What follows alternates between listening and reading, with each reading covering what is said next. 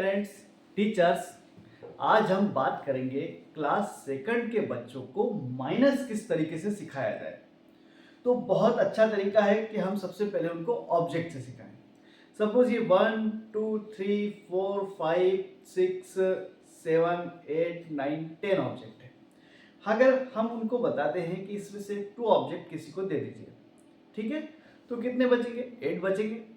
ये आप फ्लावर से कर सकते हैं, लीफ से कर सकते हैं, ये आप चॉकलेट से कर सकते हैं, और भी कोई ऑब्जेक्ट, ब्लॉक है, इस तरीके के जो भी ऑब्जेक्ट अवेलेबल हैं उनसे आप बच्चों को ये सिखा सकते हैं माइनस करना। ये बहुत आसान तरीका है। जिस तरीके से हमने उनको एडिशन सिखाए वैसे ही माइनस भी सिखाना है। और इसका सेकंड तरीका क्या हो सकता है? इसको बहुत प्रैक्टिस कराइए, ऑब्जेक्ट से कराइए सबसे पहले प्रैक्टिस, फिर हम पेपर पेन पर आते हैं, स्लेट पर आते हैं और बच्चों को सिखाते हैं कि किसी भी चीज़ को माइनस कैसे करा जाता है। तो हम इस तरीके से कर सकते हैं कि हम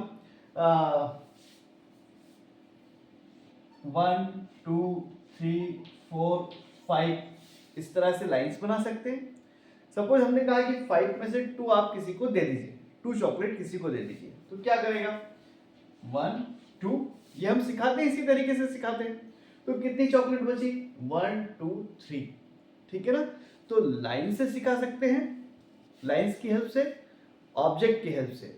ये 2 तरीके से हमको बच्चों को माइनस सिखाना है। इससे उनकी कॉन्सेप्ट बहुत क्लियर होगी, ऑब्जेक्ट से भी क्लियर होगी और लाइन से भी क्लियर होगी। फिर एक और तरीका है, किस तरीके से गिनलड़ी से सिखा सकते हैं। ये किसी को गिनलड़ी कहते हैं, ठीक है ना। तो इससे हम क्या कर सिखा सकते हैं? कोई ऑब्जेक्ट नहीं है तो हम कह सकते हैं कि कितना 1 2 3 4 5 6 7 8 9 10 हमने ऐसा ले लिया, ठीक है।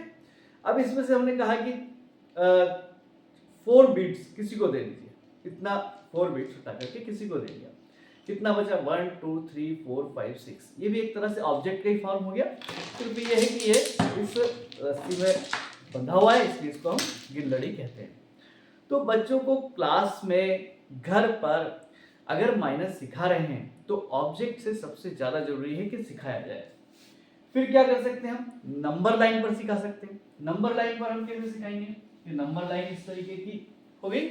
हमने कहा 10 लिखो, 1 2 3 4 5 6 7 8 9 10 तक, ठीक है ना। अब हम उनसे बोलेंगे कि 2 स्टेप बैकवर्ड जाइए, वापस जाइए। तो कहाँ गए? 1 2, यहाँ गए। अब कितने बच रहे हैं? 1 2 3 4 5 6 7 8 बच रहे हैं, ठीक है ना।